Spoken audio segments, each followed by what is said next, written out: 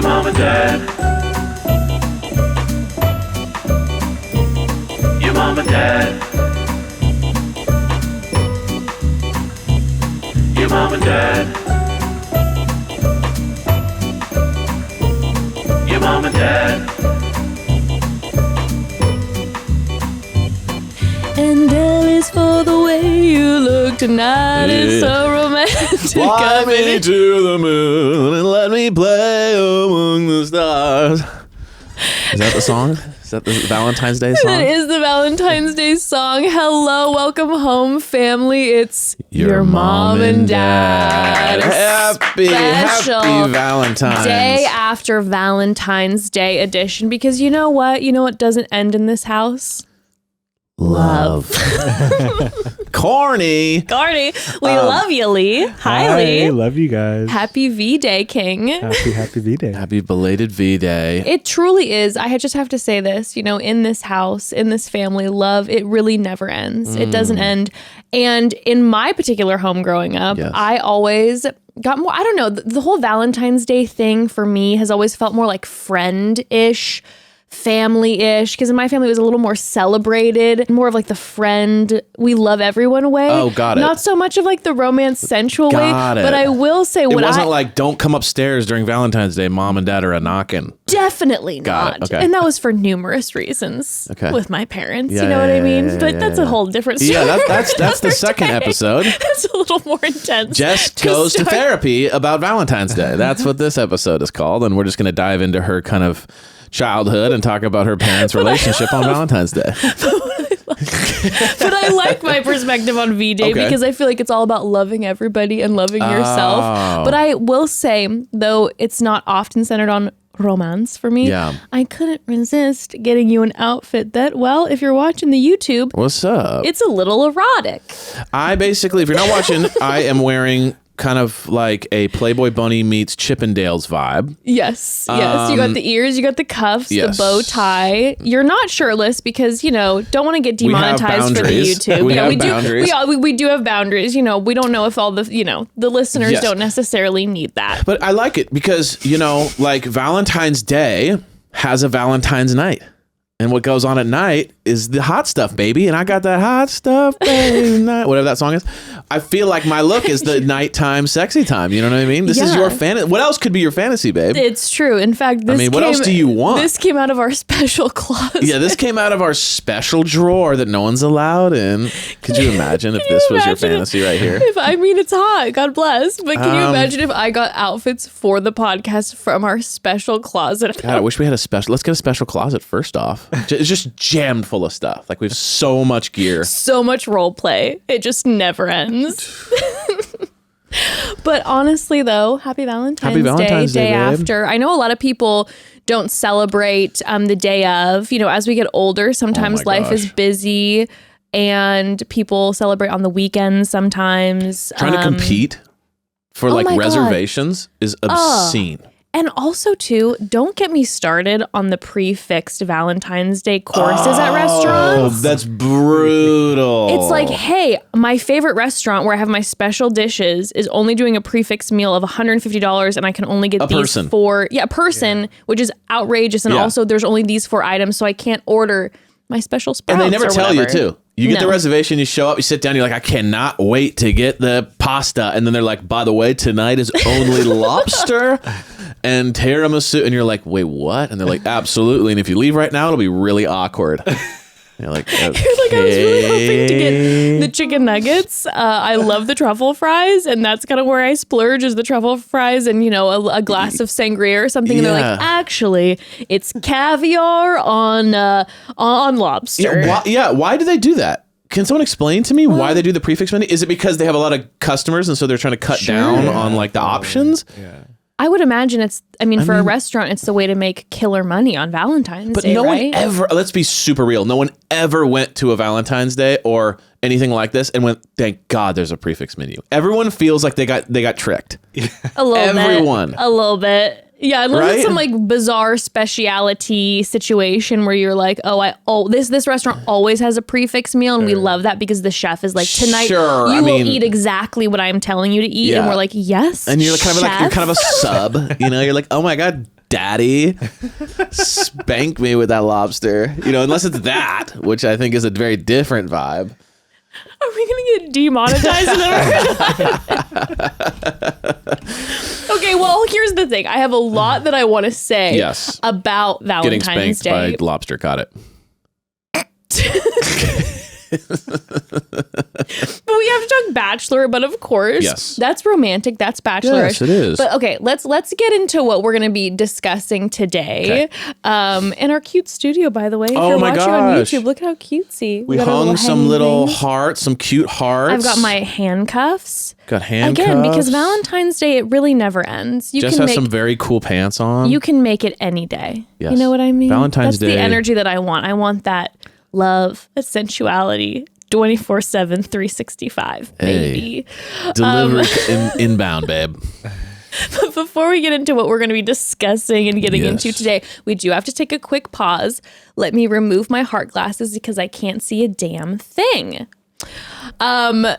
So family, I had a little staycation this last weekend with my sister, and I would say also our family travels to see family happen at least once or twice a month. So we are packing constantly, and I have to tell you, Evan and I have a new obsession, and that is the Weekender bag from Base. Oh my God.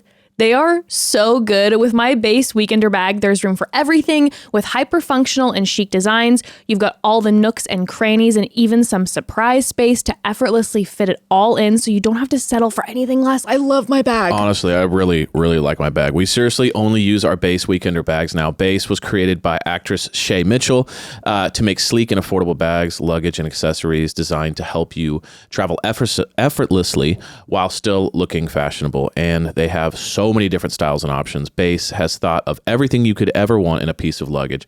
360-degree gliding wheels, a cushioned handle, built-in weight indicator, washable bags for your dirty clothes, and all the interior pockets you need to keep organized. Dirty clothes, Valentine's Day. Their luggage comes in multiple sizes and colors, and for shorter trips, the Weekender bag is super functional and even has a place to store your shoes separately, which I'm obsessed with. By the way, Base has over 30,000 5-star reviews. This is a fact. Wow. I will only be buying Base moving forward when it comes to luggage. I'm telling you, they look so nice. They're so chic. We're obsessed, and they're just so convenient and perfect. Whether you're packing for a quick trip or looking to breeze through the security line, Base has your personal items covered. Right now, Base is offering our listeners 15% off your first purchase by visiting basetravel.com/momdad. Go to basetravel.com/momdad for 15% off your first purchase. And that's BEIS travel.com/momdad. Speaking of travel, like I said, I know this is the day after Valentine's Day. And so, you know, we celebrate this entire week. Yes. We will be celebrating this weekend. Because I will be traveling and having a Palentine's with my gals.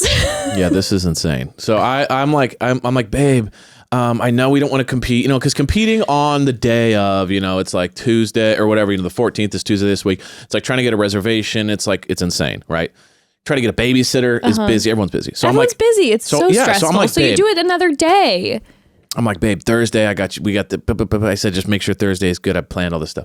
And then she's just like, by the way, do you remember I'm going on my little trip with my friends? And I'm going, you know, how long have we been married now to where, you know, we're going out of town on Valentine's Day. You know what I mean? I don't mean, listen, if there was a golf trip lined up, I wouldn't say no. I was going to say, you know, you'd be crushed that. No, I have my Galentine's, my Palentine's, for a few days this week, which I appreciate. Yeah, the real gift now is like, to escape a little bit, to get away. That's the real gift now. It's no longer true like romance. And here is a dinner. It's like, no. Love you. But what would mean the most is if I could escape for like 2 days. 1,000%. It's like, that is very true. That is true love. I am going and I'm spending some time with my girls, and That'll you are hanging with the kiddo, and then we're uniting on the weekend. Yes. We'll celebrate on the weekend. We will. We get a will. little celebration. Yeah, we'll see what happens. If you bring the bunny gear, just, you know, I'll be happy. It's already your birthday right now, basically, with these beers. But so today's episode. Hey, it's your birthday, Christmas, all rolled into one, babe. Your fantasies are here. No, actually, we're recording a podcast on Valentine's Day. That's true. That shows the love. You know what I mean? Because we love the family. It's because we love the family And we'll so do whatever much. it takes for you, even on Valentine's Day. Yes, we love you all so much. But of course, we're going to be recapping. We're going to Yes. dive into Zach's episode, the most recent episode of Zach's season of The Bachelor. And after that, some of the family has been so gracious and willing to send in some of their stories of their worst, weirdest, wildest Valentine's Day. Because you know what? It feels appropriate. This is coming out the day after Valentine's Day. We got to hit up some of the worst Valentine's Day stories ever. So we're going to hear later in the episode from our family some of those People have had some wild days. days. I can't wait. And you know what? I'm gonna share my worst Valentine's Day, which is when Evan Stay tuned for this, everyone. when Evan really let me down in the love department. Fantastic. That's just great. This is a fun Valentine's Day. I love this, everyone. When If you're looking to spice things up, when he really, really missed when I missed needed the mark. love, and I was feeling I needed that love, and he just Okay. We'll debate later. He just wasn't there. So stay tuned. wow. So we'll discuss that after Yes. we recap, and then of course we'll do some call home, which Of maybe course, we'll have we some. would never miss that. Maybe we'll have some romantic call home questions. maybe. Love that. Okay, before we officially dive into Zach's recap, Yes. I would like to ask something of you. You know, like I said, there will be the story time coming later in the episode where I felt really sad and lonely Yes. on a Valentine's Day. But to really make up for that, Yeah. I would like to ask you to do something for me on this Valentine's Day. Okay. Will you role play with me right now? You're Zach. Okay. Show's done. He didn't find his true love. Okay. Zach decides to speed date. And I will play the woman that is his first speed date. Because Got it. I would like to have my role-playing moment with Zach. Oh, so Zach's kind of a fantasy of yours. Well, no shade, Zach, but you in the role of Zach the bunny is, it's a you know, specific it's very lust. niche. It's very niche. very Me niche. as Zach in bunny ears. Yes, correct. So On a speed date. am I wearing these bunny ears on the speed date? Yeah, absolutely. Okay, got it. Yeah. Okay. Yeah. Hi. I'm so happy to be here with you today. I'm so excited to do the speed dating thing, and on Valentine's Day of all days. This is exciting. Hello, how are you? Oh, hi. I am. This Are is you ready for love?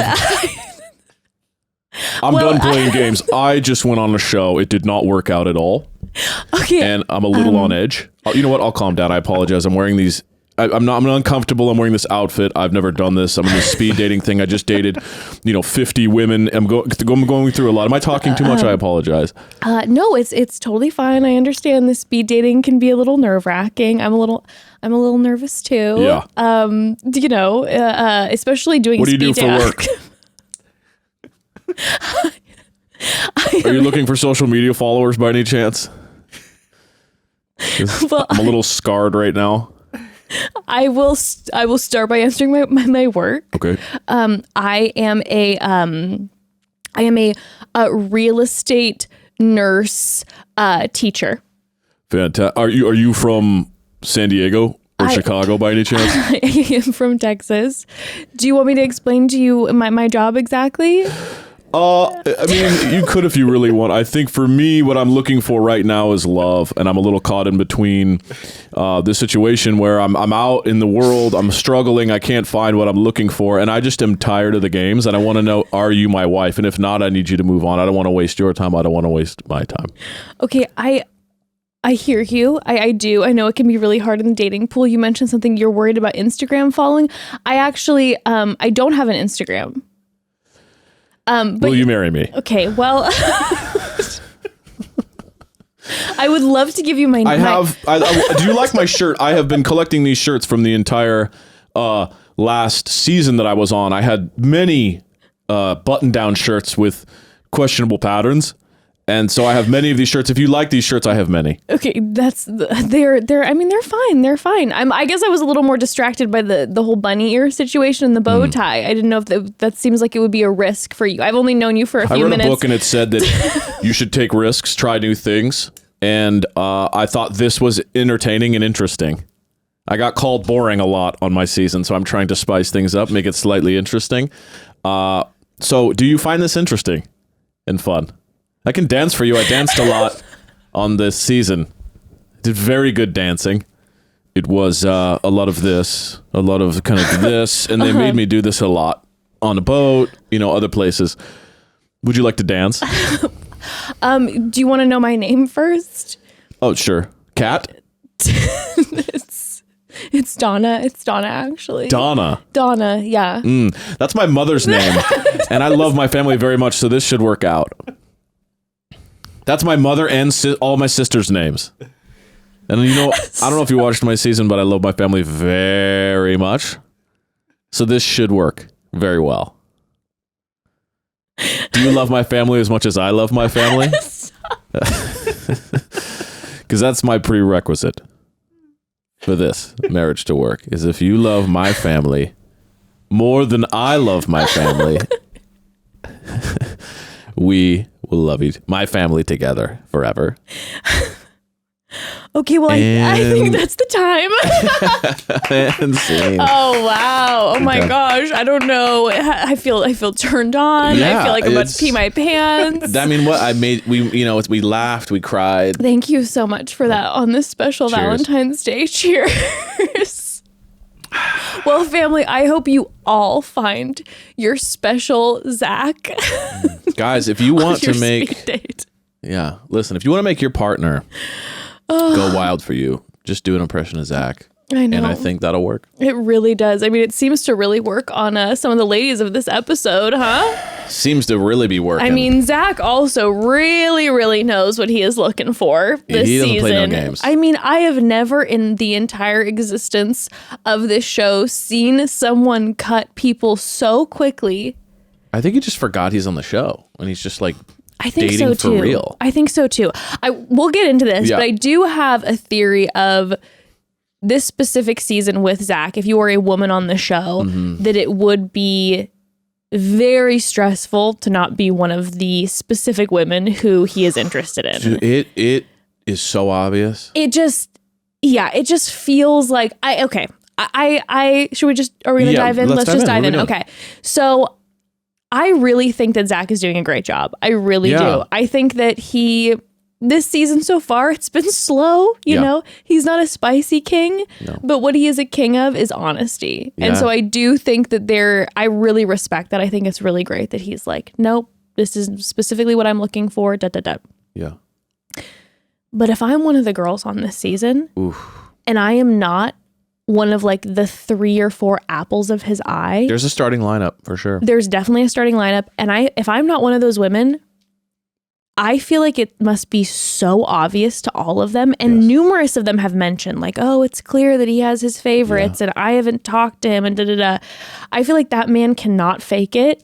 That if I was one of those women, I would start to spiral a little bit. Well, you're watching.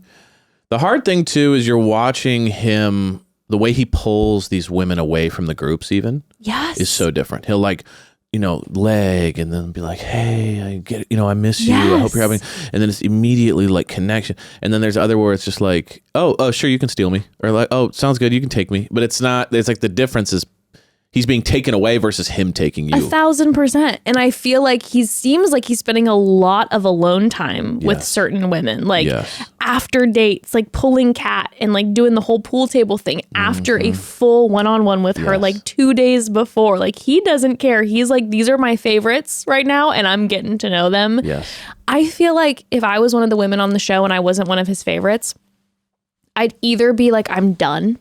Like I'm leaving the show. I would be like Brianna. Yeah. And I'd be like, I'm out. I can't do this. I don't want to be here if this guy's clearly not interested. Or I'd be an emotional train wreck. Like I let every insecurity hit me.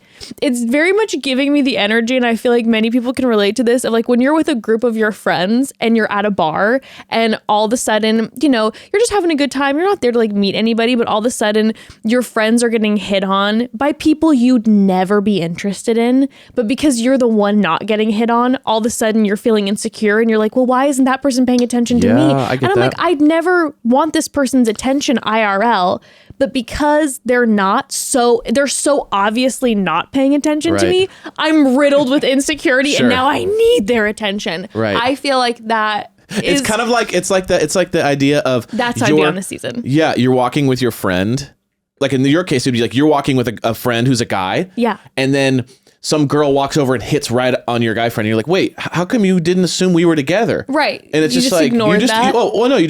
I didn't think you guys were together. It's like, why? We could be dating. So if that would be so even though you're not offensive. dating, there's like this. Why aren't we dating? Yeah, exactly. Why in your mind are we you not think dating? He's so out of my league right. that I could never get him. What the heck's going on? You know what I mean? I Yeah. think there's like this level of like, I'm not included in this. No, you start Am I a part of this? And this is, I believe, the psychology of the show, where then the insecurities creep in, where then people become competitive about the lead, where Yeah. you're like, okay, I could see then myself getting caught up in that. But specifically with Zach, I do feel like I would break during Zach's season, because even with other seasons where there's way more drama, like in the house and there's arguing and there's that stress, I feel like I could handle that. I feel like if I'm being fully honest and vulnerable with all of the family, my insecurities on this season would be through the roof, because he seems like he's so obvious who he likes. And then if he didn't, I would just feel like that panic of like, is there something that's not good enough about me? Even though, no shade, Zach, never in a million years would I be interested. Right. It's just if I was on this season, I'd be like, he's not for me.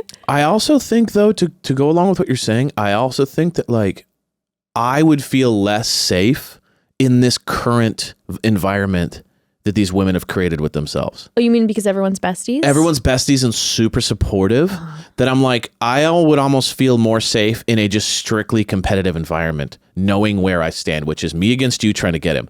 But there's this thing where like certain people are getting dates and then someone's crying about it. And then the person who got the date is like comforting the person who's insecure about not getting it. And I'm going, wait, you guys realize what this is, right? Like it's a Yeah. very strange thing to be comforted by the person that's beating you. Yes.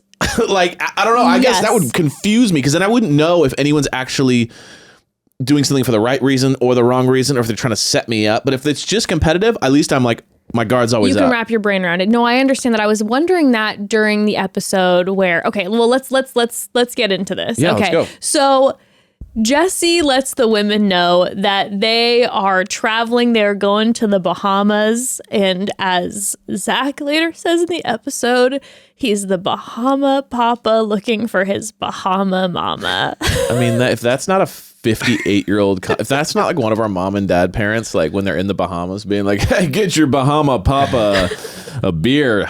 Like, you know what I mean? Like if that's not just like a line out of one of our parents. And he went straight to Tommy Bahama to get all of his outfits God. for this episode. The cloth that was being worn, the patterns. It was a lot, you know?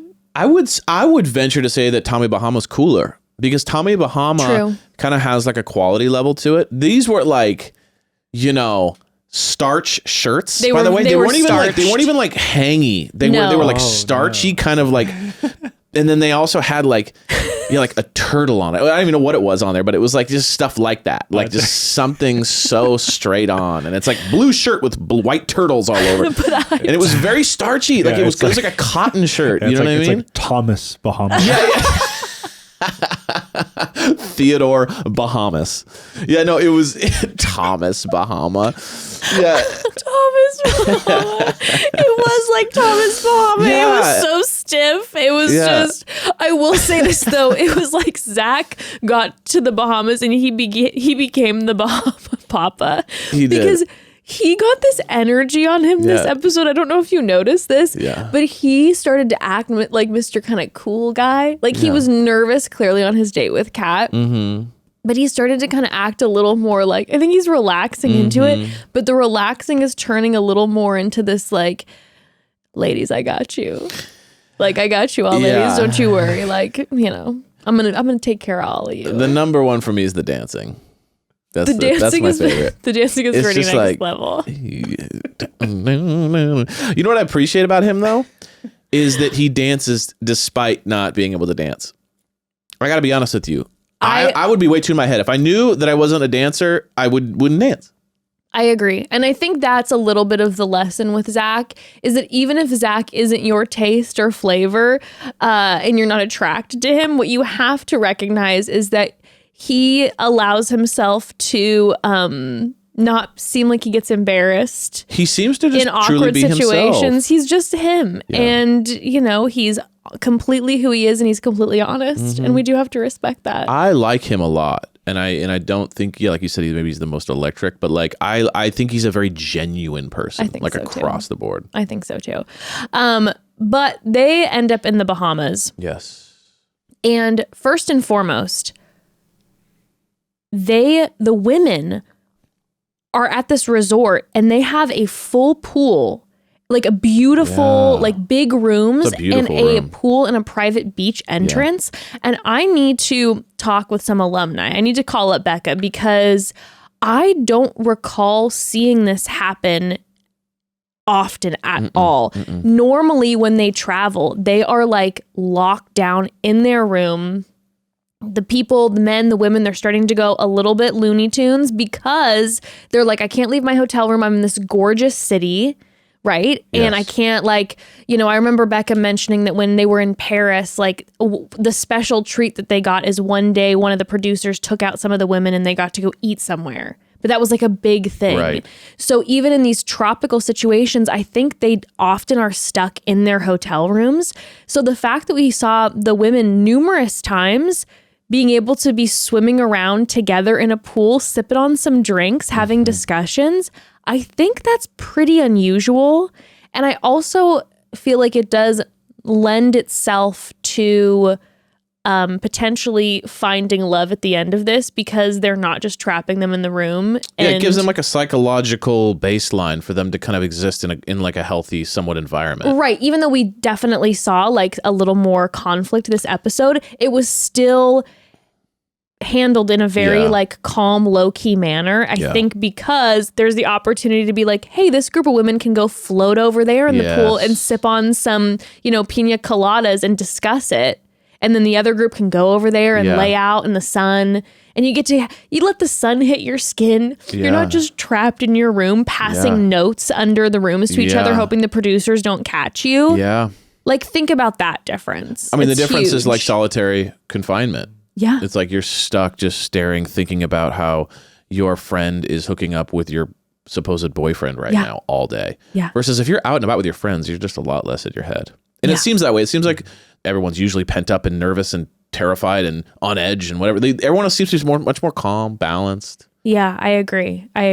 It feels, like I said, I feel like you're going to see love in the end because of it. And I think that the show's doing that on purpose. You think they're experimenting with like, maybe if we treat these people with human decency, we'll see what kind of happens this time. I wonder if they're getting treated with human decency or if they're still getting the producer torture, but it's in different ways. And they're like letting them maybe, have more maybe alone time, or I don't know. It just seems like the energy is different. And I don't think it's because the producers care about protecting the mental health and well-being. I think they're a little bit like, well, our ratings are shit right now. So let's try the love story instead of the drama. Got it. I think that's what's happening. Okay. All right. But okay, before we get into the Kat and Zach date, can we take a quick pause? Yes. Quick pause. Let's tell our family about Factor because we can't keep anything delicious secret from you all. Are you too busy to cook? Or if you're like me, maybe you just don't want to cook sometimes. Well, with Factor, skip the trip to the grocery store and skip the chopping, prepping, and cleaning up too. Factor's fresh, never frozen meals are ready in just 20 minutes. So all you have to do is heat and enjoy. And when I say enjoy, I mean enjoy, because those Factor meals are so good. Delicious. They're so good. Get Factor and enjoy clean eating without the hassles. Simply choose your meals and enjoy fresh, flavor-packed meals delivered to your door. And no matter your lifestyle, Factor has keto, vegan, plus veggie, protein plus, and more options on the menu each week. Prepared by chefs Each meal has all the ingredients you need to get satisfied all day long. With 34 chef-prepped weekly options, there's always something new to try. Plus, they have an assortment of 36 plus sweets, smoothies, juices, and more satisfying add-ons. Everything is so good. So good. And if you're like us and wanted to cut back on our constant takeout ordering, yikes, it's very pricey, get Factor instead. Not only is Factor cheaper than takeout, but meals are ready faster than restaurant delivery. They're ready in just 2 minutes. It's so quick. And again, they are delicious. Give Factor a try for real. Head to factormeals.com/momdad50 and use code momdad50 to get 50% off your first box. That's code momdad50 at factormeals.com/momdad50 to get 50% off your first box. 50% off. That's a great deal. That actually is really good. So listen, as a family, as parents ourselves, we want to share something that's really important with you all, and that's life insurance, specifically Fabric by Gerber Life. Fabric is the quick and easy all-online solution to help protect your family. Fabric was designed by parents for parents to help you get a high-quality, surprisingly affordable term life insurance policy in less than 10 minutes. Life insurance can have a bad rap for being complicated, but Fabric makes it easy to apply with its seamless digital experience. It's all online and on your time. And if you need extra support, Fabric's team of licensed insurance agents can answer questions along the way. It takes less than 10 minutes to apply, see your quote, and then personalize your quote to fit your family's needs. And you could be offered coverage instantly with no health exam required. It really is so beyond important. As parents, this really hits home, and Fabric truly is amazing. Fabric was specifically designed to give parents like us affordable term life insurance plus wills, access to college savings funds, and more tools to help protect your family's financial future, all in an easy online experience. And with over 1,600 5-star reviews on trustpilot.com, you can feel confident that you're getting a high quality policy that is perfect for your family. Plus, Fabric has a 30-day money-back guarantee, and you can cancel at any time. Protect your family today with Fabric by Gerber Life. Apply in just 10 minutes at meetfabric.com/momdad. That's meetfabric.com/momdad. MEET fabric.com/momdad. Policies issued by Western Southern Life Assurance Company, not available in certain states. Price is subject to underwriting and health questions. Okay, so Kat and Zach's date. So this is what I wanted to talk about a little bit earlier. What you were mentioning about being in the group with the women, because they're all so kind and supportive of each other mostly, that like it almost would feel stressful. I was wondering that when Kat got her one-on-one card and she was so excited and kind of starts talking about like the intimacy end a little bit. It's getting a little spicy in the conversation. Greer starts crying in front of everyone. And Kat is then comforting Greer. And it's one of those things where it's like, I think it's so nice. Yes, it's and very it's nice. So like warm and cozy. But I understand what you're saying, because I do feel like I don't know how I would handle this situation, because it's already such a stressful environment. You're trying to get to know the lead. And if I feel like if I get a date card, I have to be patting the back of someone crying who didn't get the date card, that would feel like a lot of pressure. And as a people pleaser myself, I feel like I'd struggle feeling like, oh my God, okay, I have to get to know the lead, but also simultaneously be there for my friends. And I can't say too much because it might hurt their feelings. And if you're not in that exact flow, it almost feels like, you know, maybe you'd seem a little villainous. You know what I mean? Like if you're not able to handle, because that's a lot to put on yourself, to be like, I'm having to carry my stress with all of my with all my ITMs with the producers, the stress of getting to know the lead, the travel, and then also making sure that like all my new friends' feelings are intact. That's a lot. And I think for some people that might be a little overwhelming. But then if you don't do that, it might be villainous because everyone's getting along so well. I guess, but I'm listen, maybe I'm just missing something here. But like I am just so confused by everything that goes on in these interactions when people get one-on-ones. Because every time someone gets a one-on-one, someone starts crying. I think this is the first time that we've seen tears.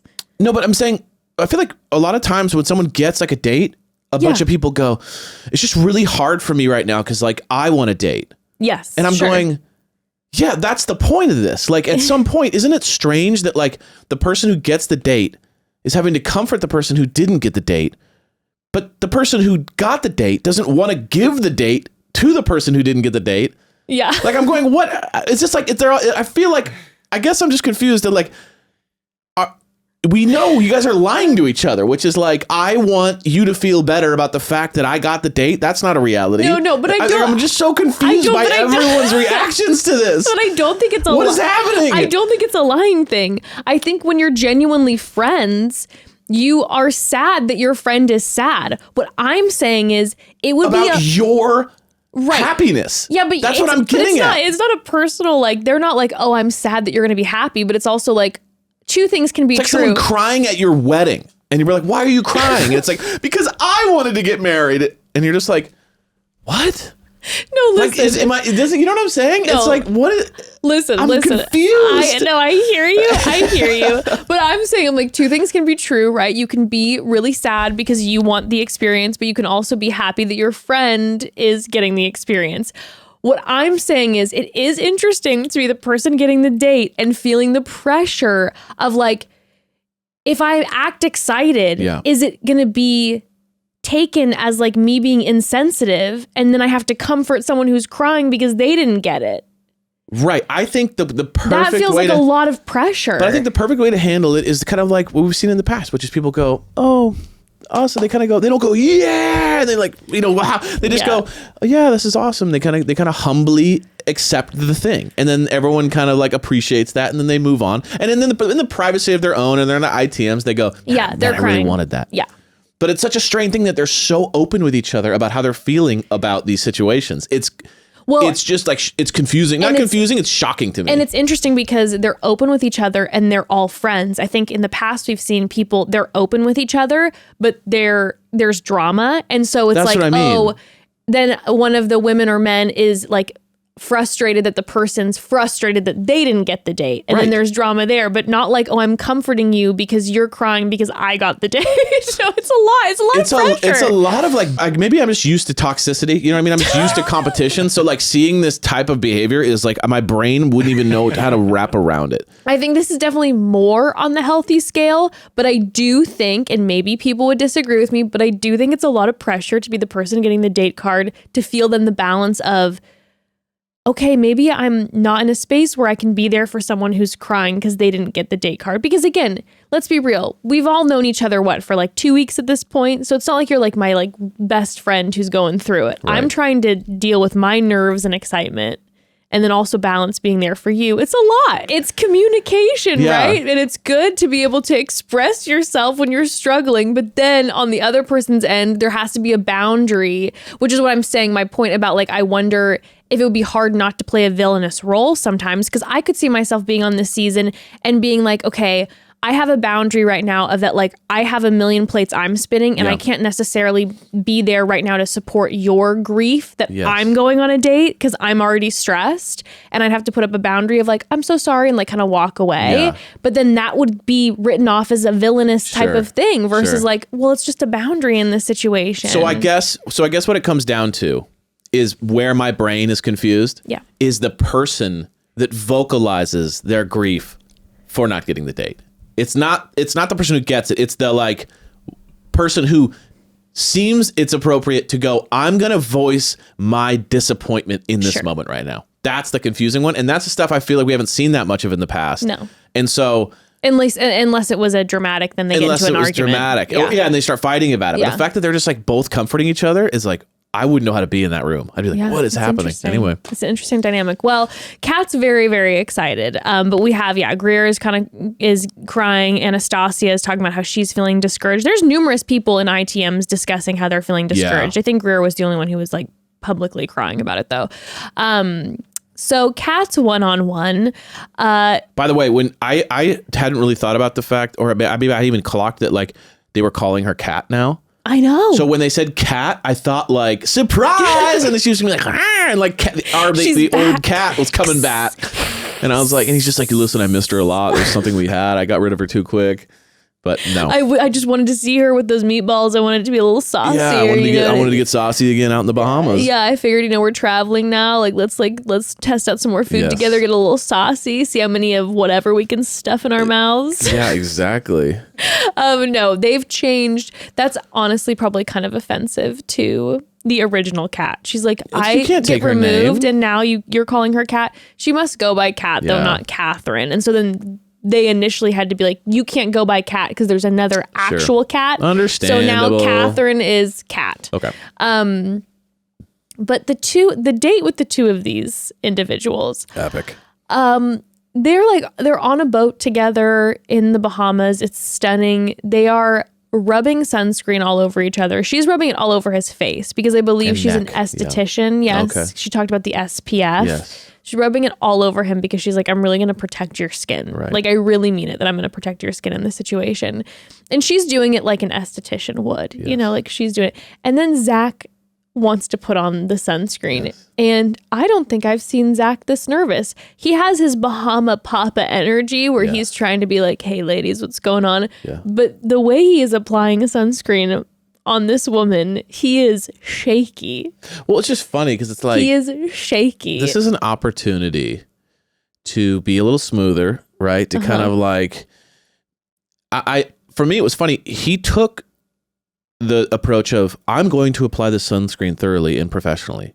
He didn't take the like. Well, because I think he thought she would appreciate it because she's an esthetician. So she's like, I'm going to thoroughly cover your face and arms and your chest because I'm worried about your skin. Let's protect your skin. This is a priority. So he was like, I will now take it upon myself to make sure you are also fully protected. Yeah, it just didn't feel like he was like, oh, I'm gonna kind of slowly massage your back and your neck and kind of maybe.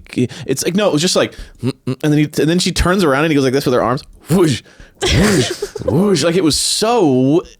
I was like, oh, he didn't get the memo that like this is a moment. No, he's nervous, and then he's just like, let's dance.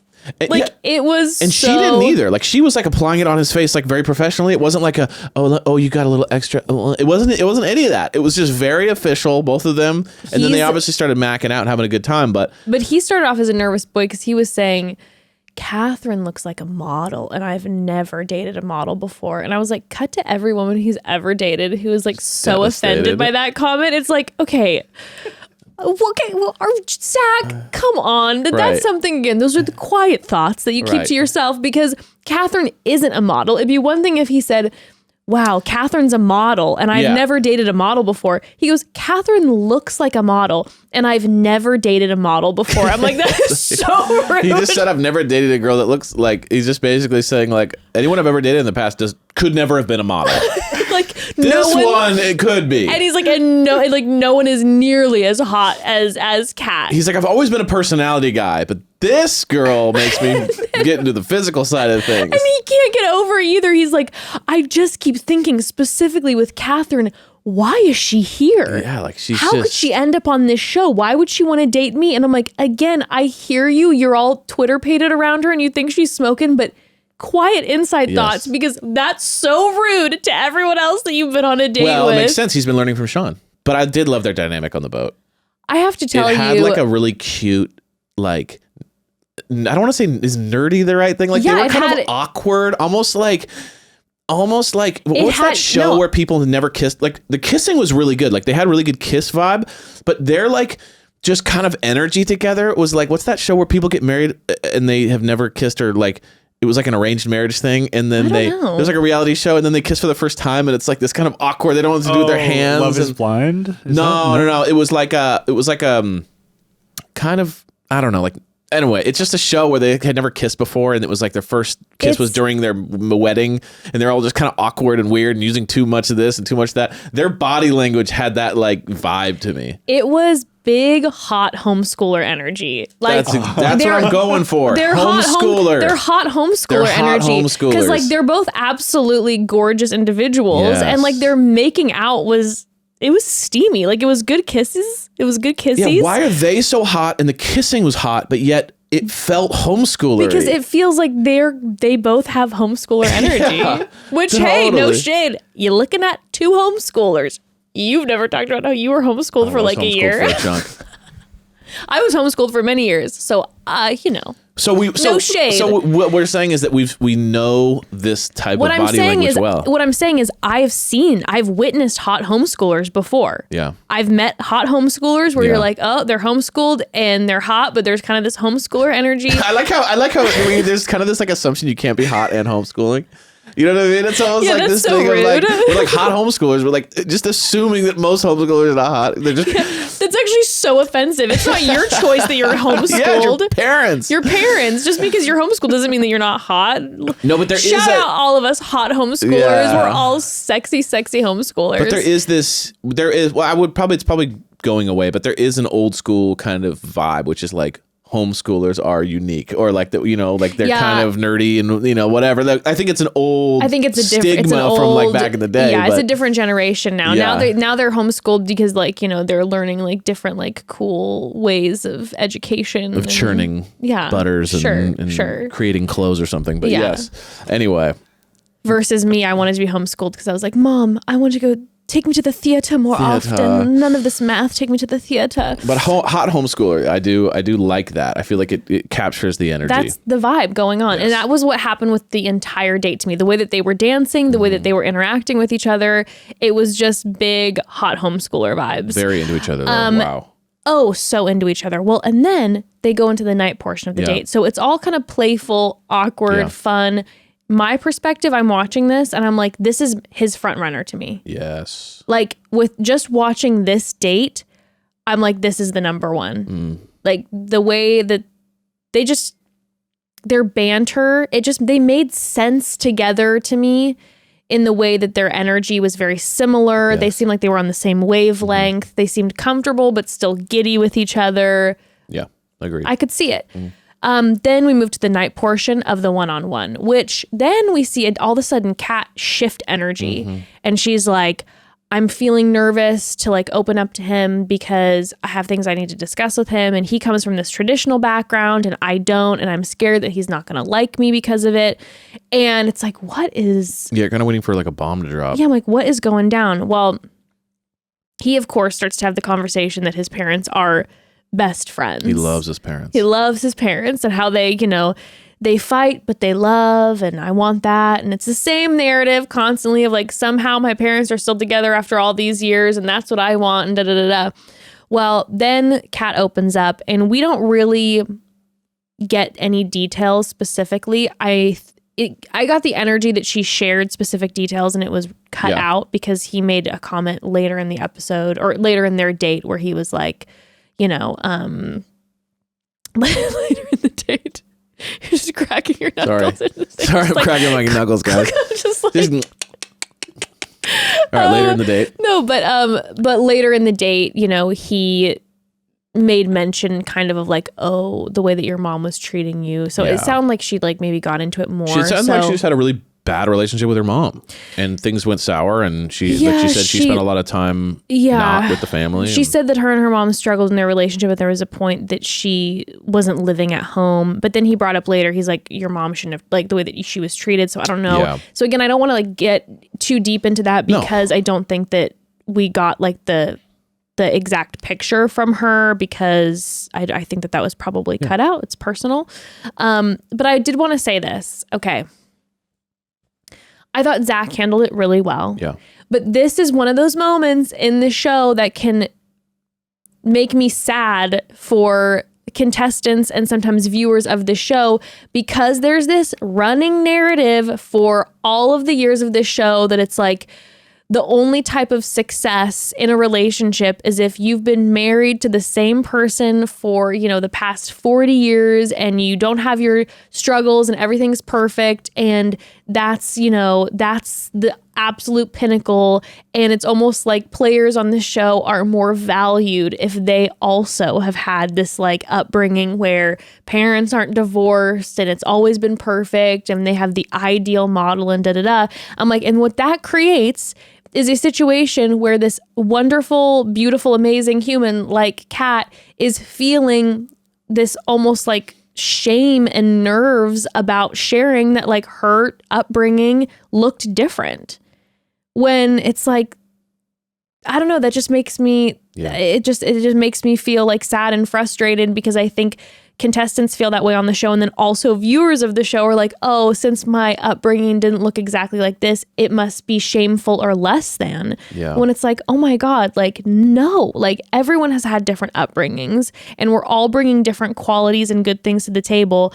And I don't know, the whole narrative, and maybe, you know, I'm also the triggered child of a divorce over here. But when I watch the conversation sometimes on the show, and it seems like the contestants who have this like quote unquote perfect upbringing seem like are valued more if like that they would be better partners. It's like, no. Right. That's just like not the case. Everybody is different, right? I don't know. I'm just thinking like, I feel like there is like Zach does seem to be really obsessed with his parents, which is a little strange to me at this age to be like talking about how amazing his parents are Well, you know, you're and close to wanting your family. And I get it, but then to be like wanting whatever your parents have, it's like I don't know. I guess for me, it's like I would just take my parents' example, use it, take the good, leave the bad for my own life. And it's creating this kind of awkward thing now where like, yeah, Kat's having to almost get over this hurdle. Mm-hmm. You know what I mean? Getting over this. It's it's almost like how some people get into a relationship and that you're comparing yourself to their ex. Yes. She's like comparing herself to his parents. Exactly. Which is kind of like a lot. And I just feel like, I don't know. It just feels like an unnecessary I just comparison situation. I was just watching it, and like as a viewer, I was like, oh man, I wish that, you know, and I'm not saying this to put this on Kat, but I was more saying like, oh man, I wish that Kat didn't have to feel that like shame that she needs to bring this even up. Or feel that pressure of like, oh, it won't be good enough because I had this back. And I was like, no, Kat, you're an amazing person and you've walked through this shit. And like, I just feel like because those stories aren't, I guess because those stories aren't shown on this show in like the same glorious way that apparently if your parents stay together for however long, that makes you like more valuable or something. I think that's what I'm getting at is like, why, like your parents staying together or having a great relationship or being a model versus not the way they're trying to describe. Like, it's like a passive thing. Oh, you know what? Like, oh, my parents are actually pretty awesome. Oh, my parents, oh man, it was crazy. They're definitely struggle. Anyway, how's your, but to like make it this thing now, I have to almost prove to you that I won't be like that's a lot of pressure. And I feel kind of like, and man, it's like, it's all about, I understand how I saw her sweating and I felt so bad for her. I was like, oh, I know. And it's one of those things where it's like, listen, like at the end of the day, you know, I get that you have to have these important conversations and your upbringing and past are part of that. That's part of who you are. But, you know, here's the thing. If Kat's goal is to have, you know, this specific type of marriage that Zach's looking for, then that's amazing. And if that wasn't what her upbringing looked like, it just made me sad that she felt that pressure, that it wasn't like good enough or that there was shame there. And I'm just saying, shout out to everyone who had a rough upbringing or divorce or whatever, that it's like, I feel like this show is always just kind of like the perfect contestants have parents who have the perfect, quote unquote, perfect marriage. And it's like, the perfect marriage doesn't exist. Guess what? Even those people who have been together for however long, sometimes they don't even like each other and they've been, you know, bickering for years and years. And even if they do, and they've been obsessed with each other, like that doesn't have anything to do with who you are as a person. That's it. Preach. Just, you know. I agree. But Kat seems like a wonderful individual. She seems awesome. And I just want to send her love and say how amazing she is. And I think the two of them, honestly, I see her as front runner. Yeah. I see for him, I feel like that's his front runner 1,000%. Because those two, you know, they were just, after she shared that with him, he... well, they're like two meteors perfectly colliding and creating a star. Oh yeah, that was his words. Yeah. His words. You know, he wrote that down. Is that how stars are made? I don't know. Don't ask me. I'm a podcaster. I'm not a scientist. Is two meteors colliding? Two meteors collide. That's actually so beautiful and romantic if it's true. Sounds like a Dave Matthews song or something. If that's not how a star is created, that's a really funny thing for him to say. That'd be like just something Ember would say, you know? Yeah, two meteors hitting each other in a star. It's a star exploding. It's like, when two clouds smack each other and there's a rainbow. Yeah, like what? Yeah, exactly. All right. But yeah, those two, they are making out. Yeah, they have a heavy makeout sesh. And yeah, I think Zach did then a good job of chatting with her afterwards. So, okay, hold up. Lee just pulled up the article to explain to us how a star is formed. Evan, do you want to read this? Stars form from an accumulation of gas and dust, which collapse due to gravity and starts to form stars. The process of star formation takes around 1 million years from the time the initial gas cloud starts to collapse until the star is created. So and what you're shines like telling the me sun. is it's not 2 meteors. Not quite. Not quite. Oh, and it says here, if two lovers meet each other, then a star is made. So I get, okay, I see it's the that. same I thing. do All see right, that. all right. And I that's do see that now that and that's where he got kids this. Science This is frontier. kids science. Got it. You know what? He researched. He got his from broscience.com. That's bro science. Yeah. Bro, 2 meteors come together. Combined with love and, manifestation, create a star. All right. Where were I we? mean, no shade to Zach because I didn't even know how in the Honestly, world it happened. So you know what? I bought it when he said I 2 bought it. meteors hit and form a 100% I star. bought I'm it. like, you know what? Sounds good to me. Sounds really Won't good. question it. You know what? I mean, if 2 meteors collide, they might make smaller meteors. Whoa. And that's some kind of love, family. Oh my God, the stuff right there. baby meteors. Little meteor babies. Ooh, look at little meteor baby. Little meteorites. Oh. Okay. God, we're so embarrassing. All right. Oh, we're all like, guess what else? I like a meteor this. baby. I know, I love it. Okay, so next we have the group date. Now, this is where Everyone's skipping down the road holding hands. everyone is skipping down the road holding hands. They are so excited to spend time together and Yes. maybe a little bit with Zach. Yeah, seriously. I think But if- he lets them know, he's like, we're not going to have any sort of like violent football competition. Yes. This week we are simply eating, drinking, partying, having a good time. It does turn a little violent for poor Gabby, who apparently all of their date was surrounded by shellfish, which she is allergic to. Tragic, because he's feeding the women shellfish, throwing shellfish in their mouths, enough so that she felt like she lost many potential connection opportunities due to shellfish. True. He said, I can't even kiss him because he said shellfish. Question though, side note. Yeah. If you have a shellfish allergy, if someone asks you on a date, do you feel like you have to disclose that? Because there's a level of like, oh, I'm going to take you to my favorite sushi spot.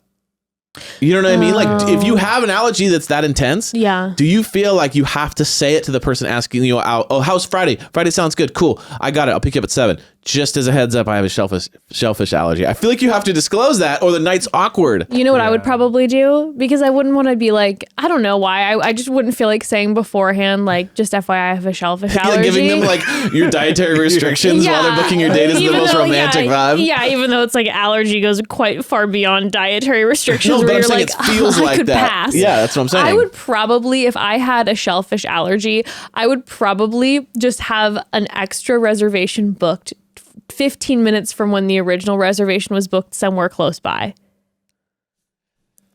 So I'd be like, if I'm just going to bank on the fact that we'll go somewhere where I can eat something. Like, let me make something clear to you. If I'm going on a first date, I'm too nervous to eat anyway. So even if we go somewhere where there's a lot of shellfish, But if I'm like, he eats it, you can't kiss him. That's what I'm saying. This is like a problem. yeah. Then I guess I would have another reservation booked, and I'd be like, okay, if we walk in and it's, some sort of seafood, sushi, whatever, I'm like, no. I'd be like, hey, I'm so sorry to do this, but like I do have a very bad shellfish allergy, and I'd be playful about it too. I'd be like, maybe if we want to have maybe a little kiss later, like that's how bad it is. Like I can't kiss And then you guys show up to your restaurant. It's a Thai restaurant, but he has a peanut allergy. Oh no. And then that's when you just say, we tried. And then you just go your separate ways. Yeah, and then you just go your separate ways. All right. Sorry. Well, there was more drama than just this shellfish. Yes. This was where we actually saw some drama going Yes. down, which I have a lot of thoughts about. Love it. Other than this drama of the episode, we had Brooklyn's date, and other than that, there's really not too much more. No. It was a pretty low-key episode. Yeah, it was low-key, but... Let's talk about this drama, Yes. and we can briefly discuss Brooklyn, Yeah. and then hop into some V-Day Oh, yeah. stuff.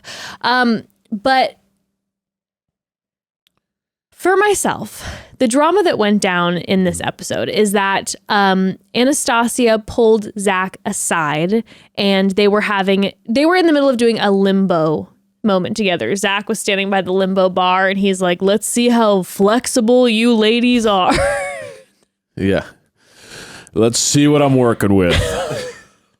And he stood by the bar. I don't think he ever did the limbo. No. He just watched them. Well, she did that. And he was right up against where they were bending. He was like, nice. He was kind of like, Impressive. yeah, he'd like help them a little bit if they needed it. Good. That'll work. Nope, not enough for what I like to do. He had his checklist where he's like, not getting a rose, getting a rose, Yeah, not right. getting a rose, just determined on how bendy. Puts them through like a combine. Yeah. All right, now do the splits. Now run a 40. I need you to be this. But And then Anastasia does that kiss thing, which was brutal. yeah, where she was like, I need a kiss for good luck. And he then was like on the cheek, which was super. I thought he was gonna like let it happen, but he literally almost like looked around, almost like, producers, this is okay, and then went Yeah. like, okay, how about a little one right here? And it was well, like, oh, that clearly hurt. he wasn't vibing her that much because later he does send her home and he even makes a statement where he was like, the connection never was really there Yeah. that much. So Yeah. he's probably like, I've got my top 4 right now and I'm down to kiss them and grab their legs in front of all the rest of the women, but I'm not willing to do it Yeah. with someone who I'm not vibing with that much. That's Yes. the vibe I was getting a little bit. Yes. But she's like, give me a kiss. And he's like, on the cheek, that was awkward. And then she pulls him aside immediately. And all the women are a little bit like, dude, we were in the middle of a whole group thing. But listen, I get that that's the name of the game. You got to pull the lead when you have the opportunity. It didn't bother me at all. No, I was like, well yeah, played. go for it. Do it. And yeah, good move, honestly. I mean, no one else is doing it. But then Anastasia takes him aside and they're talking and they seem like they've been actually talking for like a minute, a moment. And then Kylie is like, I need to have a moment connecting with him. I haven't connected with him at all. She goes over and I'm sorry. We'll get into this, but like in the most sweet way. I mean, she walked over and she literally was like holding her hair into 2 pigtails almost. She's like, hey guys, so sorry. I know this is like so very, very awkward, but like, can I snag him for just a moment, Anastasia? And Anastasia is like, give me 5 more minutes. Yeah. And Kylie's like, I was thinking maybe right now, is that okay? And Anastasia's like, no, I said 5 more minutes. And then Kylie says, oh, this makes me feel so awkward. I really don't want to do this. This is so awkward. Like, I don't like to get into a fight. Let's not do this. And her exact words were, let me pull this up. Come on, girl. I don't like to fight. And then Anastasia looks at her and goes like, trust me, I am not going to fight with you or get into a fight with you. And then Kylie ends up getting Zach. They talk. Meanwhile, Anastasia is initially telling Greer and then jumping around the entire group of women. I think everyone's been having a little bit to drink. That's the vibe I'm getting. But she's telling everyone that she felt scared that Kylie was going to fight her. And my jaw is on the floor. And she was straight up talking shit. And she was creating false rumors about the level at which this situation got. And she felt frustrated that she got pulled. And instead of just kind of taking it on the chin, it became like this, let me, you could tell it got worse. At first it was like, yeah, it was annoying. She came out of nowhere and because the first one was, I've always like been respectful of everybody else's like time. And then the next one was like, and she was like coming at me. And then the third one was like, I was afraid, like, and then she's just getting more out of pocket about the whole thing and creating this like false narrative of what actually went down. Yeah. And so of course we went back and we rewatched that part. And I was like, Kylie was like, so sorry, I don't like to fight. So she didn't even say the exact term that Kylie was even referring to. And then the whole, like, I was scared she's going to fight me. I'm like, Kylie? Well, obviously, Kylie? Yeah, are you joking? Yeah. And she didn't even say, she's like, I don't like to fight. Yeah, like she didn't basically, even say, I I'm don't gonna like to have but even if she would have said to her, I don't want to fight you right now. She clearly doesn't mean like get the gloves out and let's have a blood match to see who hangs out with him. It's like clearly this is like a fight for the time. Right. It's even like less than that. It's like so ridiculous. It was so far from what Anastasia was saying. It's like, okay, give me a break. This is ridiculous. Kylie, Kylie. Well, then what turned from Anastasia being like, this is how Kylie was being, and then Kylie was hearing that she's reporting that around. So of course, Kylie's like, are you joking? Yeah. I absolutely did not. And that's not, what is she talking about? And then they go into the night portion. And if I'm Kylie, I'm like, Anastasia is going to go tell Zach, like she's told all these other women. So now I'm going to make sure that I get ahead of this situation. I would do that exact thing. So when Zach in that evening, when he sat down with Kylie immediately was like, hey, yeah, I'm not doing great because this has kind of been what's going down. Yeah. And tells him about what Anastasia was saying. And obviously Zach was there. So he knew that Kylie was not like saying like, I'm going to fight you. That's the problem. So then right away, Zach is kind of picking up what's getting laid down. And he's like, really? Like she said, oh, okay. And then I think there was some editing that happened. Maybe not. But then Kylie starts telling Zach about that Anastasia is here for the wrong reasons. We see later that Kylie tells some of the other women that Zach was asking about Anastasia. I believe that he probably, and that was probably edited out, I believe that after she brought up the drama with her and Anastasia earlier, that Zach probably was like, has anything else like this happened in the house? And that Kylie was like, well, maybe not a confrontation, but I did hear that Anastasia, and it wasn't through me, I didn't hear it specifically, but Charity mentioned to me that Kylie was talking about how at least if we're in the top 14, we'll all get 50,000 followers each. And then Zach is triggered AF. Zach does not want anyone here for the wrong reasons. Yes. Zach is like, this scares the shit out of me. Yeah. I'm feeling very triggered and very nervous by this. He was immediately tweaked. He tripped out hard immediately. My take on that whole Kylie situation was that Kylie, she saw the possibility of like, she could start talking about me if they, if we start having a conversation, I can control the narrative here. Yeah, that's what I'm saying. So she gets in there and she goes, well, it was a little awkward today. It's like, why? Oh, because she ended up kind of spreading rumors basically about me that I felt like up until that point, perfectly played.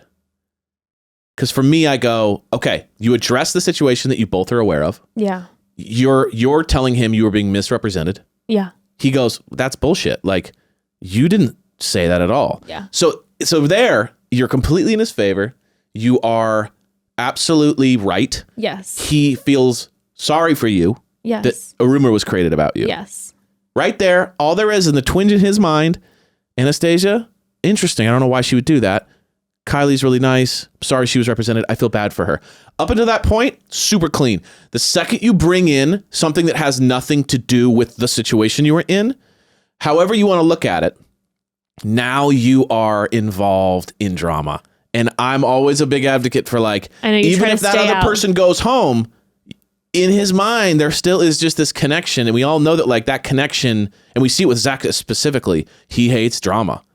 So I feel like even if you're correct in outing that person, you've now just involved yourself. And she knew it because she's panicking. But that's the thing though, is that that's why I believe that we see Kylie panicking. Right. Is I don't think that she initiated that. I believe deeply that was edited out. You think they set her up for it? I don't think they set her up. I think that Zach asked. I think Zach was like, what else happened in the house? Because she alluded to that numerous times where she's like, well, Zach was asking me about Anastasia. So and then watching Kylie later when then Anastasia gets sent home, seeing her panicking, going, I didn't want this to happen. I didn't want it to go this far. I didn't want to be the person who sent someone home. And she is like tripping out. I don't think that there was any part of Kylie that was like, I'm going to go out of my way to share this about Anastasia thinking that she's going to go home. I think that she told Zach about what happened earlier that day. And then I think that he probably asked, maybe not, maybe I'm fully off on this, but that's the vibe I get, that he asked what's going down. And then she shared it. And then maybe she regretted sharing it, even though...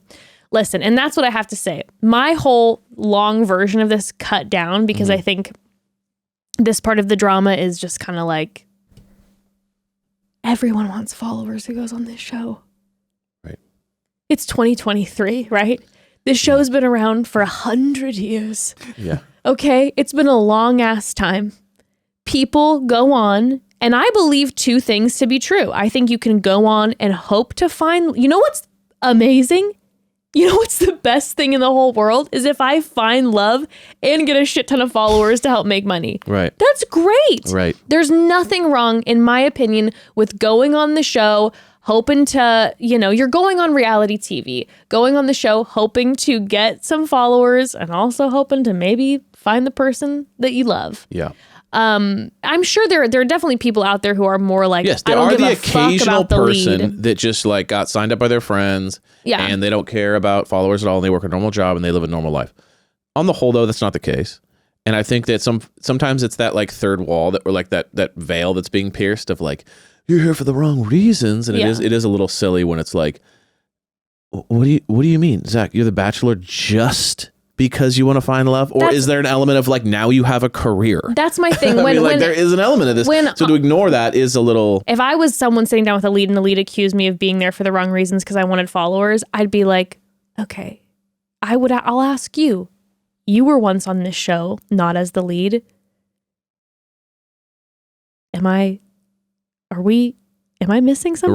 Right. Are we on the same show? It's like the unspoken rule. Are these cameras everywhere with blinding lights in our faces? The producers keep us up till 4 a.m. Yeah. torturing us with ITMs. Are you just here for love? Or no, come on. Like it's both things are real. Like I would try it's just like it's like intentional ignorance. It's like I refuse to think about this Right. being a very real truth. and I get being the lead and being nervous that the final person that you'll choose doesn't like you at all and just wants Exactly. followers. I get that. Okay. So I get where that's coming from, but the whole like, oh my God, I'll say this, we know Anastasia, that's what she does for work, is she's like a content brand creator or something. So the conversation was probably like everyone's hanging out and people are feeling tired, nervous, whatever. And Anastasia is like, probably being a little bit like, well, I do this for work, ladies. And I'll say this, if you all get at least 50,000 followers, which we will by about this time, you could make this much money. So like, don't worry, like there's a purpose why we're here. And I bet that's just the casual nature of the conversation. And you're like, okay. But if I was Kylie, the way that Anastasia handled that situation and then ran and told everyone and made up absolute BS rumors. And okay. At the end of the conversation with Zach, Anastasia kept saying like, I can handle being she says something like being the wild bitch throwing things. But when my character is questioned, then it's a whole different thing. And I'm like, Anastasia, I don't think anyone's actually at home going to be questioning your character about whether you're here for the wrong reasons. But what you did do is you were talking about Kylie's character earlier, talking about her scaring you and wanting to fight you. So ridiculous. You're going after someone's character. If I'm Kylie, I would do exactly the same thing. I'd be like, here's what's going on. Yeah. So I think the actual narrative of the whole here for the wrong reasons thing with the followers, go on the show, try to get your followers, take advantage. They're torturing you through the ITMs. You're stressed, you're exhausted. Make that money. Try to get those followers. Yeah. And also find love, maybe, if you can at the same time. But But I can say, I just want to make that clear where I'm like, okay, the whole Anastasia situation, I back Kylie on this one because the way that Anastasia was treating her and handling it, I'd be pissed. It's not cool. Right. Agreed. That's Yeah. it. That's No, my I agree. long-winded explanation. Yeah. No, I agree. I think it's just. Personally, I think the following thing's just the dirty word of the show. 100%. It's like you can't say it. Just It don't was say it on like- the show. Even if you think it. Even if everyone agrees. If everyone's on the same page. Yeah, we want to get some followers. We want to get away from this thing. Hopefully, we can fall in love. Oh my God, this is amazing. I'm in love. No one's also pissed that they got followers, and no one's going on this show not hoping they get followers. It's a part of the whole thing, but it's the dirty word. So if you say the dirty word and someone basically hears you saying the dirty words, they can use it against you. Don't say it. Yes. Everyone feels it. Everyone thinks the same thing. Don't say it. Don't say it. That's it. Yeah. Just don't. Anastasia, people You said future. it. You said it. You pay the price. That's true. You brought it up. You all should know better that you can't talk about, followers ever. Nothing wrong with saying with feeling it. but you said it, therefore you pay. Say it. It's very true. It's very true. But I have to say, my heart hurt for Kylie. I'm so glad that he kept her on longer. And I thought that all of the women were so awesome. Like immediately when Zach booted Anastasia out, that all the women were like, hey, just FYI, like, this isn't on you. Like he's a big boy. He makes his own decisions. She said what she said. Like you don't feel the pressure of that. So I hope she's getting love. And I hope everyone is blessed with love and followers at the end of this goddamn show. Okay. Sex and Followers, my new podcast coming out. and man, Zach is the grim reaper of bachelors. Yeah. He heard that from Kylie, immediately goes to the ladies and goes, I heard there are people here who are not here with good intentions, and I have been led to believe that there are some of you here. Anastasia, can I speak to you? It's his go-to move. And then he shows up at the cocktail party, and he's like, I'm feeling very nervous after this week that there are people here that I'm feeling on edge with because I don't know what their intentions are, and I don't know how to handle such a tough week. Anastasia, can I talk to you? Yeah. There are individuals who will remain nameless. Anastasia, can we talk?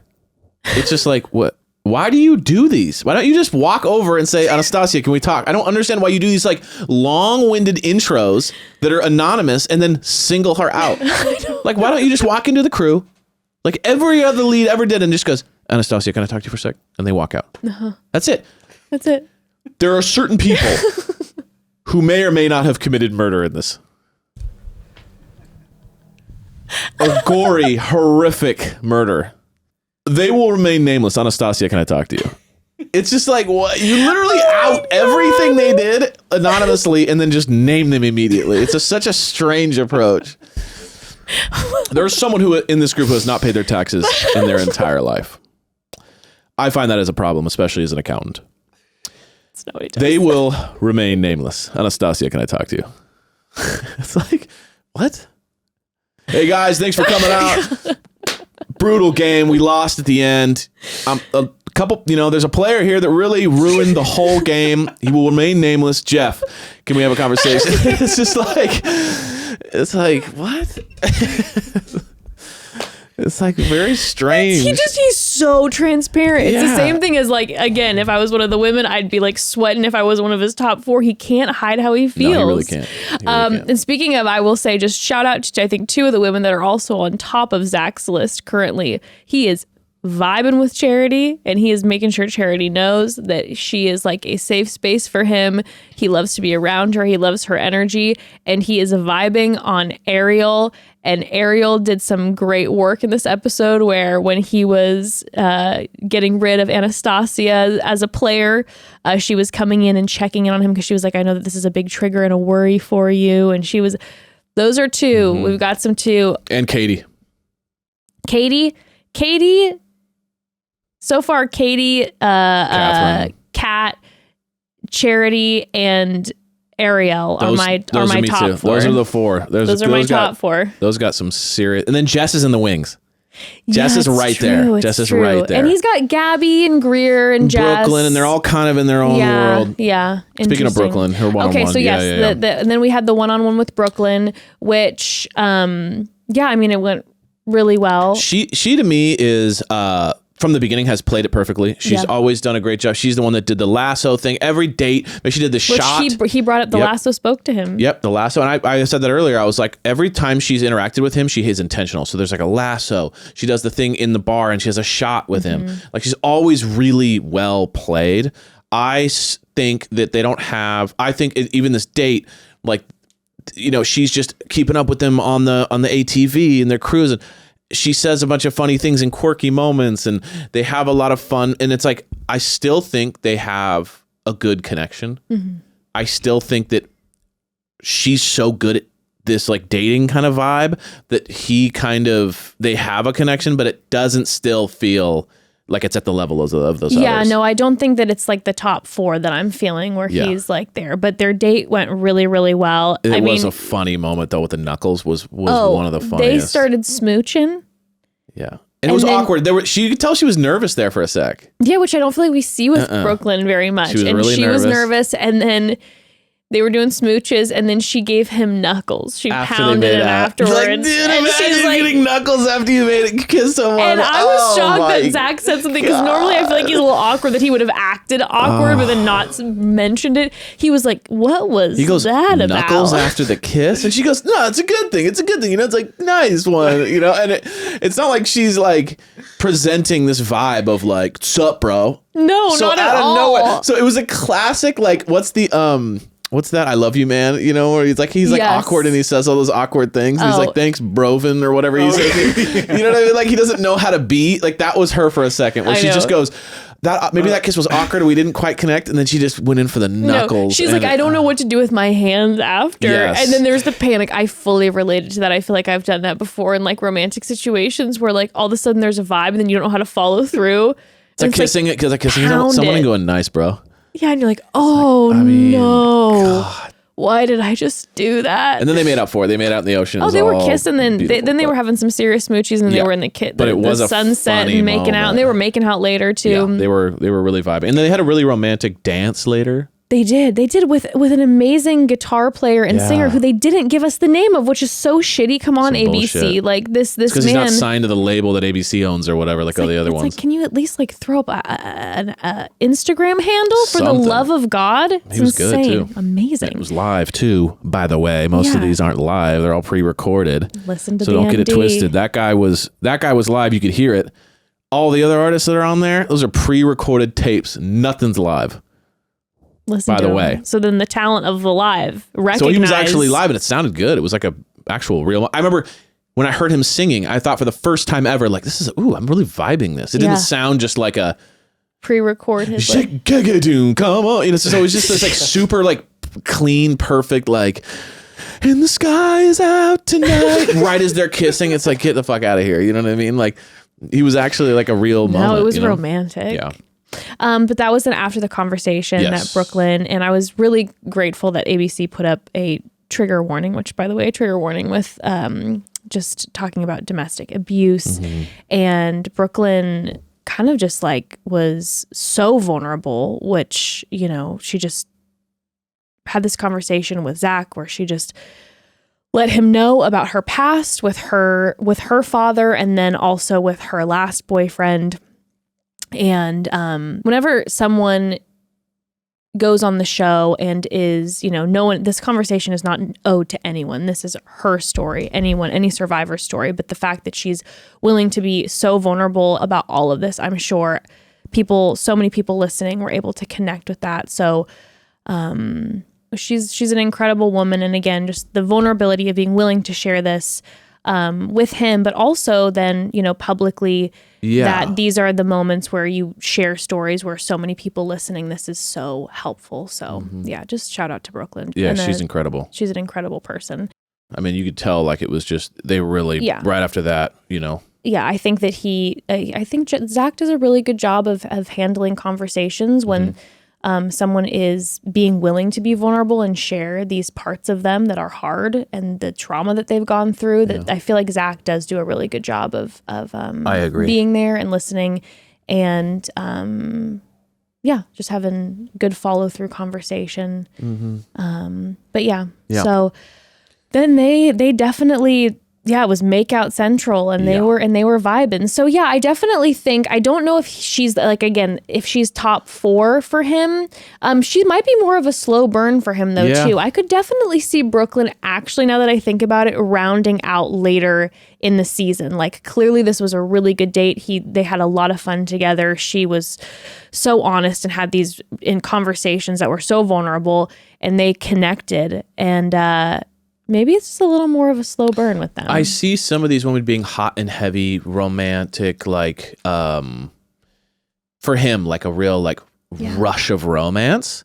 And then I see a couple of them being like really easy to be around. Yeah. So it'll be interesting to see if the easy to be arounds will kind of grow on him in a way to almost make more of a lasting thing, or if it's like the hot and heavy will grow into the, I don't know, it'll be interesting. He kind of has 2 categories of like relationships going on. He does. It's true. It's like the chill, relaxed energy, really easy to be around each other. And then the like, I can't keep my arms, like my hands and eyes off of you. So it'll be interesting to see kind of how those develop. Yeah, no, you're right. Well, he said goodbye to Anastasia before the rose ceremony even happened. And then we had to say goodbye to Mercedes and Davia, which I'm really sad about because both of them seemed so wonderful. Sweet. And I really wanted to get to know both of them better. I love both of their energy. They are both stunning. So hopefully paradise, fingers crossed. But then next week, it looks like they're going to London, Zach's dream vacay, and the drama might be picking up. There seems to be a lot of crying going on. Yes. I'm not 100% sure. And there's this big, like, the whole week's wasted thing he says. We don't know what that means. And I don't want to say what I think is happening yet because I don't want to put that energy out there of what I think might be kind of a drama letdown. But we do see him on a Zoom. So I'm like, is there really drama or is there production issues? Yeah. Why is he on a Zoom? Yes. So we'll see. But you know We'll what? see. I look forward to Well, it. that- Look honestly- forward to the love. I actually like this episode. It had like a good energy to it. It was flowing. There was a little bit of drama, which we haven't had a ton of lately. So I enjoyed it. It was very easy watching. It was easy watching. I enjoyed that. Was easy There was some watching. real love moments, a little bit of drama, a little bit of loss. You know, I don't know. I enjoyed it. It was a I nice little enjoyed it. arc. Romance. Okay, well, speaking of romance, should we go into a swift, different direction in Yes. regards to romance and Yes, listen please. to some of our families' stories of their wildest, weirdest, and worst Valentine's Yes, Day? let's get it. Let's get a little taste of that. Let's dive in. Let's dive into our first. Hi, Mom and Dad. Thanks so much for taking the time to listen to my story. I love you guys. Love you. So my crazy Valentine's Day story happened about 10 years ago. I was in high school and I had to get my wisdom teeth taken out over Valentine's Day weekend, which happened to be a 4-day weekend because of President's Day or something. So my boyfriend at the time was going to come over. We were going to hang out, watch movies, cuddle, just like have a chill, kind of sad Valentine's Day because I had my wisdom teeth taken out. So the day rolls around, I'm like, in surgery and everything. And I don't hear from him all day, which was really weird. And then I found out later that day from his best friend. So his best friend told me that my boyfriend decided to get back together with his ex-girlfriend and just didn't feel the need to tell me, I guess. So yeah, it was pretty shitty. And then his best friend ended up coming over to my house to console me and make me feel better and wouldn't leave. My mom had to kick him out. It was just a really weird Valentine's Day. Anyway, thanks again for listening and I love you guys so much. Bye. Oh, okay. Hold on a second. Babe, you were gone for so long, okay? What did you want me to do, okay? You were we didn't under- think you'd make it. You were under anesthesia for what, 30 minutes? I got Babe, shit to do, babe. What do you want me to do? We thought you were gone. That's literally like the movie version of that. Can you imagine your mouth, you have gaping holes in your mouth, and someone has the audacity to make plans with you to celebrate V-Day by keeping you cozy, probably giving you, what can you have? Ice cream, mashed potatoes, soft drinks, no straws. No you don't want to get, what's that called? straws. What did I get? Socket. Dry socket, no straws. But you have, it is so scary to go under and do wisdom teeth. And then you're like, oh, by the way, you come out and you're like, oh, and then your guy's best friend is there waiting for you. I love that. I like the best friend move because the best friend's been waiting in the wings for years. Yeah, And he's he's so in love. Oh man, I'm so sorry. He's always been a jerk. He's also the one that told on his friend. Oh, So that's the classic move too. but I think he was sent by the friend. The friend was like, yeah, What, no, the friends sent him. well, because he No. was like, I'm not showing up. No. So he cheats on her while she's under anesthesia. And then the friend rats on him immediately. And then is like, hey, I am so sorry that happened I to you. cannot believe. Jeff is just the worst. I would never do that to you. And he's trying to swoop in at the last minute. He's like, this is my moment. He's like, this is my moment. I'm going to prove I'm the good guy she always should have been with. And then the mom has to kick him out because No, then this poor member of the family is like coming out of anesthesia. You know, nothing is like, things don't add up when you're coming out of that. And you're like, my boyfriend is breaking up with me and is not showing up, and now I'm coming face to face with his best friend and he won't now fucking leave. That does and my mom is suck. making him And you know she didn't like the horrible. friend. You know that she's like, this guy is kind of always bugs me anyway. Yeah, You know why what I mean? is he always around? Why is he always around? And he's like, oh he's my always God. showing up. No, That's a pretty epic story. that is a terrible Valentine's Day, and I hope you had a wonderful one this year. Yeah. And fuck that guy. And Luckily, it's been a decade since this happened, so yes, you've clearly, that's true. you know, let life us moved know. on. Let us know if the best friend tried to continue to hit you up. The best, and it's my husband, and we have 4 kids together. It was a Happily long ever con. after. Knowing him, he probably called the ex and was like, "Get over there. He's sad on the Valentine's Day." Oh, He probably set it all up. Oh my God. All right. All right. Next. Let's hear this, Heather. Mom is a hero, though. That's Mom Yeah, is Mom a hero. knew. Mom Shout out to knew. Mom. Mom's like, get this guy's ass out of Mom here. could smell it. I'm gonna get my kiddo cozy. Mm-hmm. Oh my God, a nightmare. all right. Here's the next one. Hey, Mom and Dad, it's Elisa. Congratulations on the new podcast. My wild Valentine's Day story is from Valentine's Day 2020. I had met a guy through mutual friends. We'd hung out as a group once and went to dinner by ourselves once. So it was way too early for any sort of Valentine's Day activity. But he remembered my line of work and that I said I worked for the state, and he did some Googling and found out which department I worked at and got the address. And he sent flowers to my work for Valentine's Day, which probably would have been a little creepy by itself. But the note he wrote with it actually kind of toned it down a little bit. He said, I hope this is the start of something special. So I felt a little better that he acknowledged that it was the start and very early for minor stalking and flower sending. But the wildest part of this story is that you fast forward 3 years this Valentine's Day.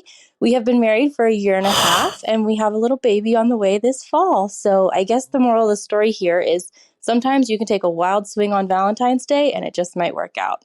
Love you, Jess, Evan, and Ember. Happy Valentine's Day. Oh my God, Elisa. Wow. Congratulations to your love. I was going to say, I was like, okay. I was like, Yeah, it is was this a gonna little take it, borderline. see? I was like, the recon is a little intense, but you know what? I will say this. I have been watching the show You. Oh God.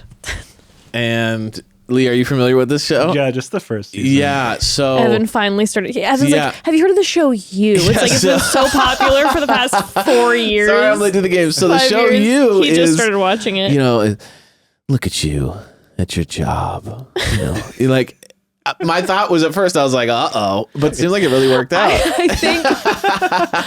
think Because that's a very You move. They're like, I researched where she went. You know what I mean? It's like that borderline is Very it's, on like, the edge. it's right on the edge. No, I will say if you're like, oh, I want to send flowers to someone and I don't know how to get a hold of them, and Yeah. like all you do is like, you know, find out where they work and like send a letter or some flowers or whatever, and give them your number and see if they respond. If they never respond and then you never persist, then you're good to go, and that's just Yes. you making an effort. Now, if it would continue, flowers would continue to show up when the person is With not notes like- acknowledging, and Elisa is saying, hey, you know what, I'm not responding to these, but you know, if he put it out there and she responded, and now look at children Amazing. and marriage. He probably was like, this might be a little much, it might be a little awkward, but I'm going to try it, go for it. Yeah. And he made it happen. And look, they fell in love, and it's beautiful. It's beautiful. Blessings to you both. That's a good story. Congratulations. I know this is a wild Valentine's Day story that ended up taking a turn. I Dang, love that. I do. Those are like the movie styles. You know It what I mean? is. Yeah. You literally just like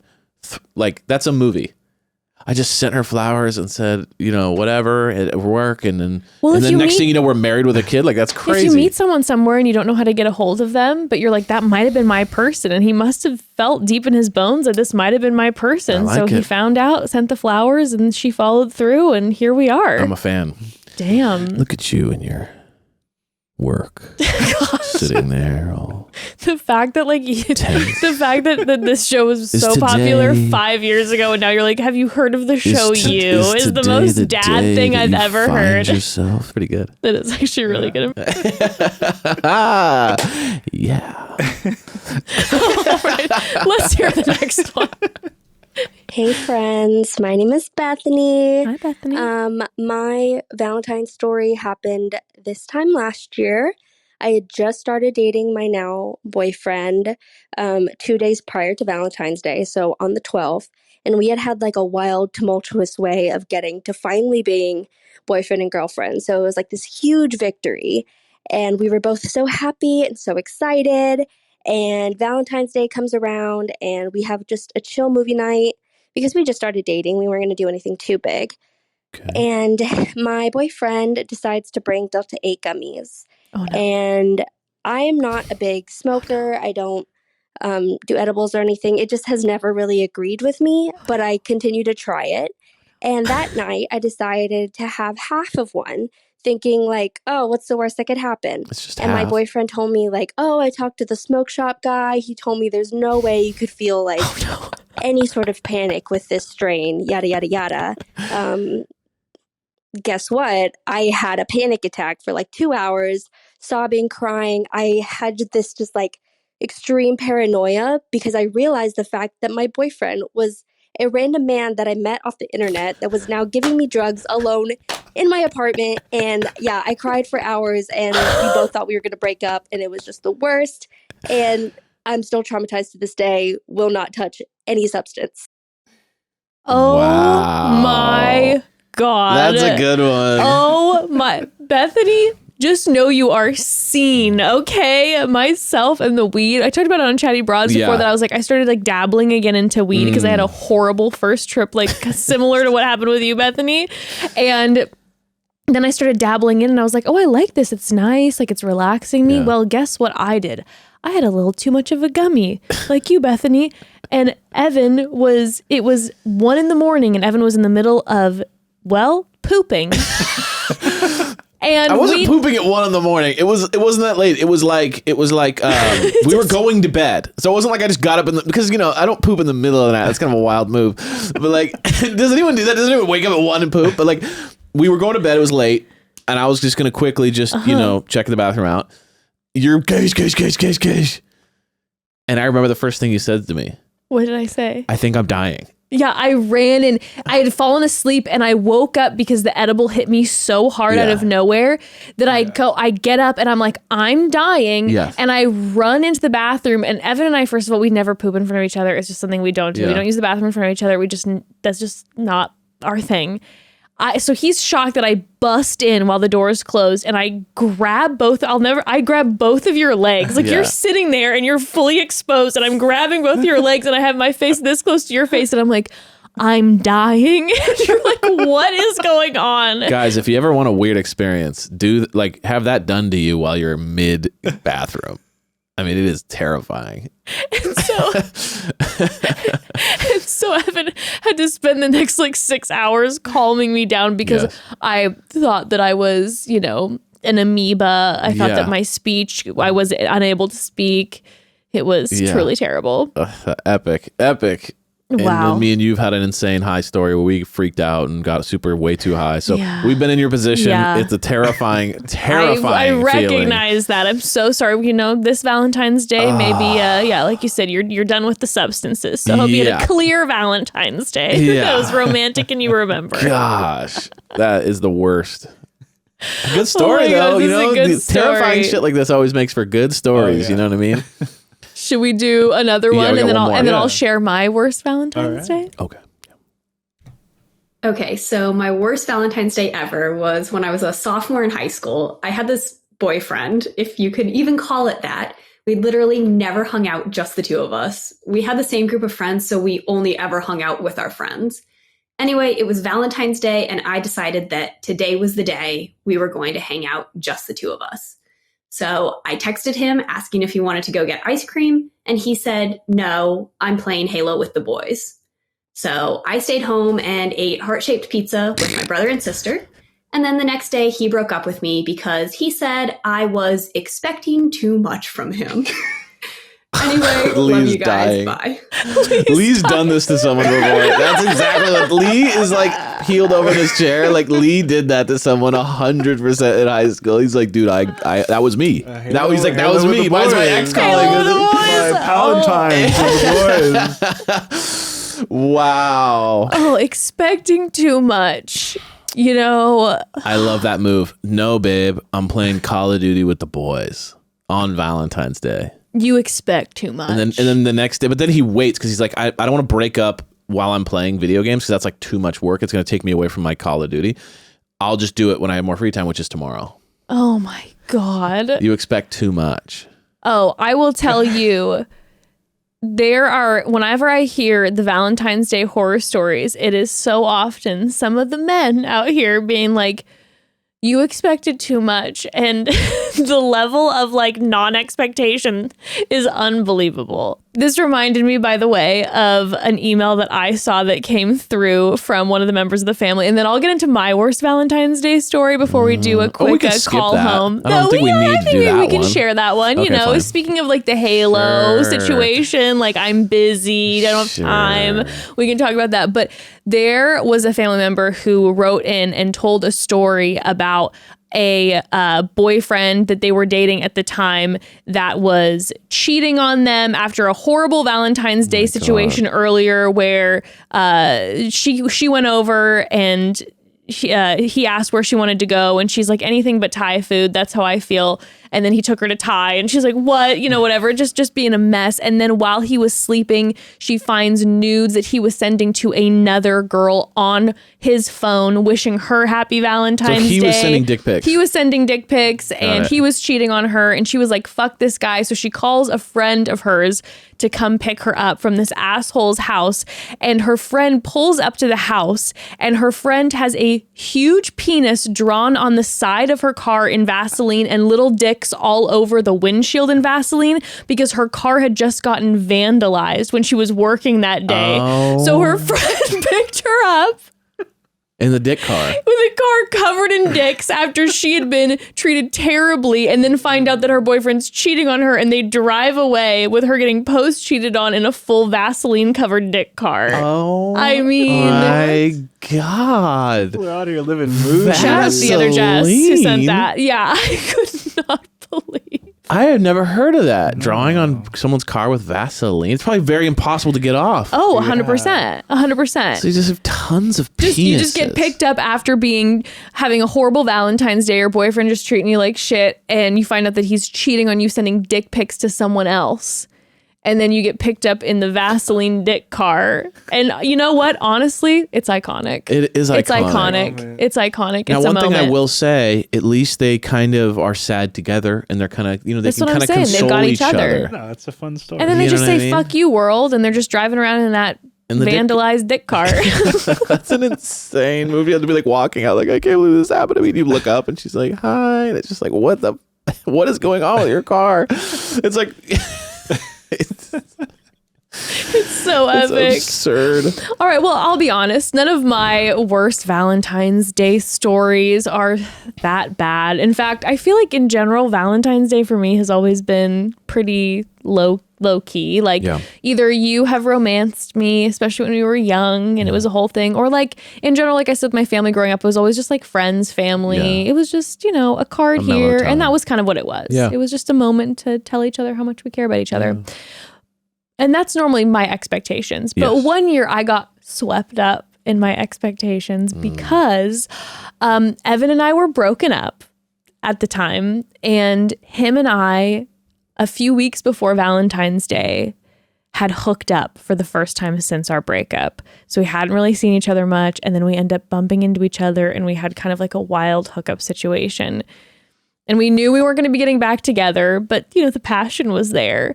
So over the next 6 weeks before Valentine's Day, Evan and I are regularly texting and calling each other again and hooking up. I know that we both are we're not getting back together, but in the back of my head and heart, I'm wanting to get back together, even though I know we shouldn't. So Valentine's Day rolls around. I'm in college and Evan's back home. He's working, whatever. And I convinced myself that Evan was going to show up at my school and surprise me. And normally I am not wired in the way where I'm just like, whatever, I'll just go on with my life. I'm not thinking about anything. When I tell you that I had spun a fantasy in my mind that I knew with every fiber of my being, because Evan's always been a pretty romantic guy. And so I'm like, this feels like an Evan move to just out of nowhere, since we've been hooking up and talking again, to out of the clouds, he'll show up at my college, like at the doorstep of my door with flowers and be like, I think we should get back together. And I'll be like, no, it's fine. Not yet. I don't know. And I'll turn him down, but we'll hook up and I'll accept the flowers and have a great Valentine's Day. So the second I wake up on Valentine's Day, I'm like, I know he's showing up. And when I tell you the minutes crawled by. I stayed in my apartment most that whole day because I was like, I know he's just going to show up. I know he's going to show up at my front door. And each hour passed and there you are not. Over and over, each hour passed. And then by 4 o'clock, I'm like, I'm going to send him a text and see what he's up to and act like it's not Valentine's Day and kind of see is he going to show up later and take me out to dinner? I need to be ready, fully prepared. And I send him a message and I'm just like, hey, what are you up to? Or something casual, just kind of yeah, how's your day been? Blah, blah, blah. I had this going on. What are you up to? And Evan responds back to me and he goes, I'm actually heading into work right now because at the time he worked at a restaurant. He goes, it's going to be a really busy day, long night because it's Valentine's Day. So everyone's coming in. And that's where it ended. He didn't say happy Valentine's Day. He didn't surprise me and show up at my door. He just went to fucking work. And that's why you guys, it's important to really, expectations are what make your life good or bad. You know what I mean? And let this be a tale. Let this be a tale to garner expectations and realistic expectations. No, here's the reality. Okay, everybody. I was moving to England. You were going to be in England for 6 months, yeah. I was moving to England. So for me to swoop down the night and do that to her right as I'm about to move would have been an asshole move. It's true. Oh, what I've because I would have been like, oh, you're amazing. Here's this, romance, and then bye. And then it would have tied you up even more. Right. Now, here's what I will say. I will say that I think I could have been better by sending a card and saying, I care about you so much. I think it's important that we don't spend a day together because I feel like it's maybe giving us some bad expectations, but I care about you so much, and there's a nicer way than just to ignore the day existed, and then when she texts me, yeah, I didn't work. Hope you have a good one. Peace. That is not cool. It's super busy because it's a dick move. And I think Day. I kind of viscerally remember not knowing what to do about that day, feeling tense, being truth be told, at the end of the day, I set myself up for that. We had made it clear that we weren't dating, we were just hooking up. Yes. You had made that clear, I had made that clear to you too. I had said I just want a fuck buddy, and I was all caught up in a situationship energy with you. But ultimately, it would have been way more painful if you would have showed up, romanced me, and then dipped on me without being my boyfriend. Cheerio, love. I'm off to bloody England, darling. Right? That's true. And then, ultimately, I did have a great first date with someone else later that night. Yeah, she did. So I don't want to hear this cry because then she got swooped up by that same guy that tried to swoop up the... Sorry. By the same guy that tried to swoop up the person who was in surgery. Mm-hmm. He came over to her house. He did this classic move. The Mr. Anesthesia. Mr. Anesthesia came over to her house and did a classic like, oh, wow, I can't believe he did that. Yeah. We should hang. It's true. Let's be real. I did. I had a full Mr. Anesthesia show up and be like, you seem sad. And I was like, I'm so sad. And then he took me on a great date. Yeah, exactly. So didn't turn out too bad. Exactly. That's BS, dude. Like, okay, so for a couple hours it was sad and then you got swooped up. Because you're the love of my I life. was working. Just in the shift. Yeah. Oh, well, thank you to everyone who sent. I know a bunch of people sent some stories. Thank you for all of those being willing. I know that it's not Valentine's Day anymore after this week, technically, but I don't know. Maybe every once in a while, a good Valentine's Day story from some of the ones that were sent that we didn't listen to would be a fun little tale. We love a good story. Should we do one call home call? Yeah, let's do one call home to wrap this episode up. Hi, Mom and Dad.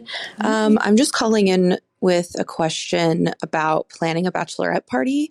I am my best friend's maid of honor, and obviously that means I get to plan the bachelorette party, which I'm super excited about. I have so many good ideas. I know exactly what my best friend would love to do, and I want to make the day really special for her. It's actually going to be a weekend. So I guess my question is, how would you recommend me planning a party that all of the other guests feel comfortable attending, and is also something that I know my friend would really love? Definitely don't want to put anybody out by inviting them to a full weekend of activities, but I also think my best friend deserves the world. So if you have any thoughts, let me know. Thanks. Bye. Yes, let's talk Bachelorette party. Yeah. You can hire me with this outfit on, baby. I'll tell you that much. Show up at a good time, ladies. Sorry. Married with a kid. Sorry, guys. I just sit there and go, yeah, I just honestly, I'm married with a kid. It's fine. Anyway, how you guys doing? You guys doing good? Can you guys buy me a drink? I need one right now. My wife's on her Valentine's Day getaway, and I'm down here in Cabo with you ladies. And I know this is not what you wanted to hear, but these remind me of me and Jess, actually. This is really hard. I'm so lonely. Okay. Jess is the master at this, by the way. This is her planning, world. I love planning a getaway. If I could go like replan my own bachelorette party, I would. Not that my friends did such a great job, but I just get off on planning trips. Like I wish I could have just planned my own, because I would have had so much fun just planning all the details of my 100%. Own bachelorette. Okay. You seem like such a wonderful friend. And so first of all, my biggest suggestion would be, the friend is the focus. I think it's so nice that you're being so sensitive to all the guests to make sure that they also have a great time. But your friend is the focus. If your friend is having a great time, that's what it's all about. I know one thing that can be difficult is money when it comes to these bachelorette and bachelor parties. They can get so expensive. So I would say as an attendee, the only thing that I can get caught up with is how much money I'm expected to spend. Yeah. Other than that, I'm sorry, but if I'm attending a bachelorette party and I'm going to come in with a shitty attitude because I don't like exactly what we're doing, that's on me. Like, you can't control that. So you can't like be worried about making sure that, I plan the perfect trip for everyone. It's like perfect trip for whoever the bride or groom or whoever getting married is. I think that's the right focus. But I do think money can be something that you can focus on a little bit. So if that's maybe sending a group message out to everyone and kind of getting an idea of like financially where everyone's comfortable, I think that's a really great place to start. And not sending it in a group message so that people then feel uncomfortable, but sending a private message to everyone and being like, hey, I was looking at about this price range, but I know that some people, and even if you're lying to make anyone feel better, I know some people are feeling a little like it's a little tight monetary wise. Like, is this okay? Or would it be more comfortable in this range? Or are we good? Like, feel out where everyone's going to be okay price wise spending. And that would be a big focus for me That's of huge. making sure that everyone is happy, because I get going into then a bachelorette party being like, fuck, dude, I already got like work off for this or whatever, which is already a lot. And now I'm spending all this money and I'm stressed out because the actual wedding is going to cost money too, with like the dresses or the suits or whatever. Agreed. I think that's a big one. I think that's great. My little advice would just be pace of the trip. The flow. If you kind of like catch the energy of the people. If people are like, oh, this is a heavy drinking crew, realize don't book anything until 1 p.m. because everyone's going to be slowly waking up and chilling and hungover and tired and like getting food. But if, oh, no one really drinks. Okay, cool. You can do a little earlier thing, you know? So I would just think about the pace of the day and how to recover from each activity. Mm-hmm. Oh, we're going to be going, taking a boat and being on the water all day long. Okay, that means you're going to be tired and sunburnt. That means you're going to need an hour or two before dinner to kind of recalibrate. You know, just think about pace, and that'll allow you to kind of have a really fun trip. 1,000%. And I'm going to wake up hungover at 8 a.m. to do some activities. Brutal. Yeah, so no. just like pace it out. No, vibe it out is good for sure. And then also like whatever the bride, like, so for you, whatever your friend for her wedding wants, like, does she want to rage? Find out from her specifically if she wants to rage or if she wants to super low key bonding trip or if she wants a combo of both. Yeah. Focus on what the bride or groom wants. And then everyone else can figure it out from there. Yes. You know what I mean? Because at the end of the day, let's just say the bride wants to rage and the people going to the bachelorette party don't really want to. Well, if they really don't want to that bad, some of them won't show up and you'll have more fun with the people who show up who want to rage anyway. 100%. And vice versa. If a bunch of the people want to be, if the bride wants to be low key and the people are like, no, we want to rage. Well, the ones who want to rage might then go out alone and be partying, and then you'll have fun with the people who want to be low key at home. Yeah. So yeah, I think pacing is great. I love an ebb and a flow in a bachelorette party. Like, you know, when you get there, you kind of sink in and then you have a moment of like a first wild night and then you spend the rest of the day, the next day chilling, having to come down. You know what I mean? Like have the peaks and valleys for sure. And lastly, I would just say manufacture a little bit of drama. So that a couple people could have like a real blowout fight and not talk for a year, because that's always kind of fun to come home and just be like, yeah, they're not talking anymore, they hate each other, and it's a now the wedding's story. A nightmare and it's weird and like, you know, like you want this thing to be memorable, or do you want it to just be go off without a hitch? So maybe just manufacture some sort of like cheating story or something. Anyway, okay. Off of what he said, just one quick thing. Opposite of what he's saying, as the maid of honor, I will say, I think something that you can really do while the bachelorette party is happening is obviously you're already putting together everything, so that's a lot of work.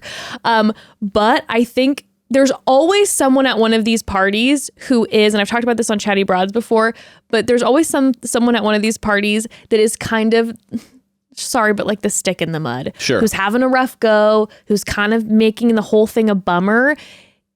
As the maid of honor, what you can do to help out your friend, the bride, is hyper focus on the stick in the mud person and make sure they're okay. So the bride can have a good time and not be stressed, worried about that one random friend that's bumming everybody out. Agreed. So find the room with the lock from the outside, lock them in their room when you go out, and then you can unlock them when you come back.